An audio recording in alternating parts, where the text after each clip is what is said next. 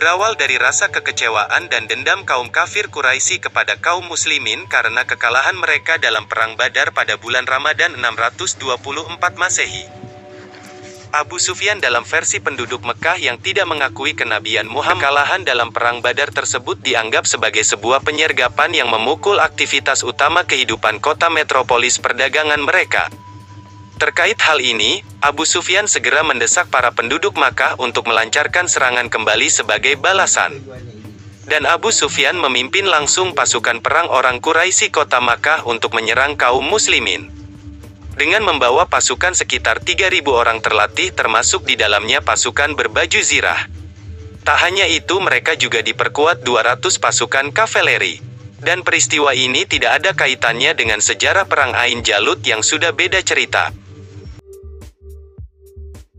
Sejarah Perang Uhud. Keberangkatan pasukan orang Quraisy yang dipimpin Abu Sufyan terjadi setahun setelah Perang Badar, tepatnya pada 625 Masehi bulan Syawal tahun ketiga Hijriyah. Rombongan pasukan ini berjalan dari Makkah hingga tiba di dua mata air lembah Sabhah, dari saluran air di atas lembah yang menuju Madinah dan naasnya. Pasukan muslimin tidak mengetahui bahwa ada pemukiman pasukan dari Makkah yang dipimpin oleh Abu Sufyan telah berkemah dengan jarak tidak begitu jauh dari Madinah. Baru sampai 2-3 hari kemudian, kaum muslimin akhirnya mengetahui informasi bahwa kaum muslimin Madinah sedang berada dalam ancaman. Hal ini diberitahukan oleh Abbas, paman Nabi yang masih berada di Makkah, dengan diam-diam mengirimkan surat kepada keponakannya, Nabi Muhammad. Pada akhirnya, setelah informasi dari mata-mata yang dikirim Nabi untuk menandai musuh, kaum muslimin pun mengadakan sebuah pertemuan pada Jumat 6 Syawal, 3 Hijriyah. Di dalam pertemuan tersebut, Nabi mengatakan untuk tetap bertahan di dalam kota dengan membiarkan pasukan musuh menyerbu kota, tentunya ini menjadi pilihan yang lebih bijak. Dengan harapan, strategi ini mampu memukul mundur pasukan musuh daripada harus meladeni pertempuran di tempat terbuka, mengingat musuh sudah berada sangat dekat dari kota Madinah. Selain itu, disebabkan juga karena jumlah pasukan, pengalaman tempur dan persiapan musuh jauh lebih unggul dari kaum muslimin, sehingga kemungkinan kecil untuk mengalahkannya di medan terbuka. Strategi dan keajaiban dalam perang ini kurang lebih sama dengan sejarah Perang Badar. Di dalam hal ini, Rasulullah juga melihat pada kaum muslimin masih terdapat euforia kegemilangan pada Perang Badar, 1 tahun sebelumnya. Beberapa di antaranya begitu bersemangat untuk menyambut kedatangan musuh di luar kota Madinah. Rasulullah, kami tidak ingin bertempur di jalan-jalan Madinah. Pada zaman jahiliyah, kami selalu menjaga agar hal itu tidak terjadi.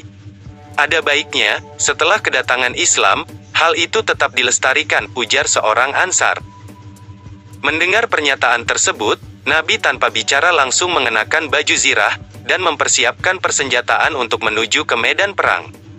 Melihat reaksi Nabi, membuat para sahabat lain merasa terkejut. Ada yang merasa bahwa, yang baru saja terjadi tidaklah pantas, karena terkesan seperti membangkang perintah Nabi. Terkait hal ini, mengakibatkan perdebatan kecil di antara mereka. Bukankah Rasulullah sebenarnya telah menjelaskan sesuatu pada kalian, tetapi kalian menghendaki yang lain? Jadi, Hamzah temuilah Rasulullah dan katakan kepada beliau, segala keputusan kami serahkan kepada Rasulullah.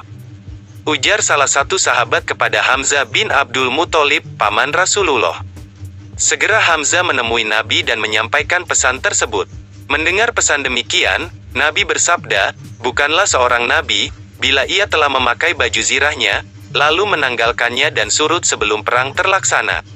Maka, dengan sabda tersebut, kaum muslimin berangkat dari Madinah ke pegunungan Uhud dengan jumlah pasukan yang hanya sepertiga dari pasukan Quraisy, 1.000. Rupanya, masih harus berkurang, karena ada perselisihan saat berada di perjalanan, dan ketika pasukan ini sampai di wilayah Syaud, Abdullah bin Ubay bin Salul bersama pasukannya yang berjumlah 300 orang memilih pulang ke Madinah.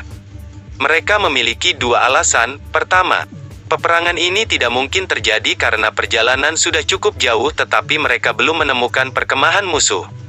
Kedua, mereka tidak ingin bertempur di luar teritori Madinah. Dengan pulangnya pasukan yang dipimpin oleh Ibnu Salul yang berjumlah 300 orang, Maka Rasulullah hanya memiliki 700 pasukan dan harus melawan pasukannya orang Quraisy Madinah, pimpinan Abu Sufyan, dengan jumlah 3.000 orang. Bukan hanya demikian, jumlah pasukan kaum muslimin pun kembali berkurang. Saat Nabi memulangkan beberapa pasukan di barisannya yang dianggap masih terlalu muda, diantaranya Abdullah bin Amru, Zaid bin Sabit, Usama bin Zaid dan masih banyak lagi, yang dijumlahkan ada sekitar 14 remaja. Kekalahan kaum muslimin. Sesampainya di Bukit Uhud, Nabi Muhammad mengatur pasukannya menjadi beberapa formasi, 50 untuk pemanah di bawah pimpinan Abdullah bin Jubair di posisi puncak bukit, dan lainnya di bawah antara bukit untuk menyerang musuh. Dan peperangan terjadi begitu dahsyat. Situasi awal pertempuran didominasi oleh pasukan Rasulullah, terutama karena keberadaan pasukan pemanah di atas bukit yang bisa melihat pergerakan musuh di bawah, untuk membangkitkan semangat pasukan di tengah-tengah pertempuran. Rasulullah mengambil sebilah pedang yang jatuh dan menawarkannya kepada pasukannya, "Siapa yang akan mengambil pedang ini dariku?" Kemudian pasukan Nabi berebut untuk mengambilnya. "Aku ya Rasulullah, aku." Rasulullah pun melanjutkan kalimatnya, "Siapa yang mengambil pedang ini, dan menggunakannya dengan benar?" Sontak para pasukan yang tadi berebutan terdiam. Hingga akhirnya, Abu Dujana maju dan mengatakan bahwa dirinya akan mengambil pedang tersebut. "Aku akan mengambil pedang itu dan menggunakannya dengan benar."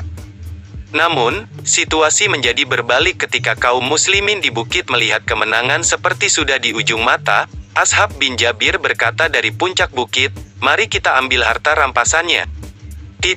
Ibnu Jubair, pemimpin pasukan pemanah, mencoba mengingatkan, "Apa kalian lupa pesan Nabi?" Tanpa memperdulikan peringatan tersebut, mereka pun turun dari bukit. Sehingga, kemenangan di periode pertama di Bukit Uhud pun hilang saat Khalid bin Walid bersama pasukan kavalerinya menyadari kecerobohan pasukan pemanah Nabi dengan mengitari bukit. Khalid bin Walid menyerang pasukan ini dari belakang. Hal yang membuat kemudian lembah Uhud menjadi jebakan sempurna bagi kaum muslimin, kini menjadi membuat mereka terdesak dari arah depan dan belakang. Dengan begitu, para pasukan Nabi susah membedakan mana lawan dan kawan, sehingga mereka juga saling serang dan mengakibatkan memakan korban yang sangat banyak hingga 70-75 orang muslim. Sementara korban kaum Quraisy hanya 22-37 orang. Selain itu, perlu diketahui beberapa sejarah lainnya tentang Islam, seperti sejarah Perang Salib, penyebab Perang Yaman dan Arab Saudi, serta masih banyak lagi lainnya.